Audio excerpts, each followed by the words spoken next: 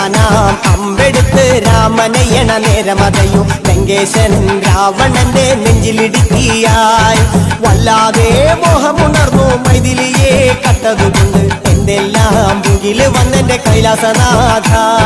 പൊന്നുമകൻ മേഘനാഥനും സോദരനും സർവരും ഇന്ന് തന്നെ വിട്ട് പോയതല്ലോ കാലപുരി തന്നിൽ പശ്ചാത്താപം നിറയണ് രാമന്റെ ശരമുനയാൽ മോക്ഷത്തിൻ പടി കടക്കാൻ മോഹമുദിച്ചല്ലോ കാത്തരുളൂ ശ്രീരാമ പരമരുളൂ ശ്രീരാമ പ്രാർത്ഥന കേൾക്കാനിരി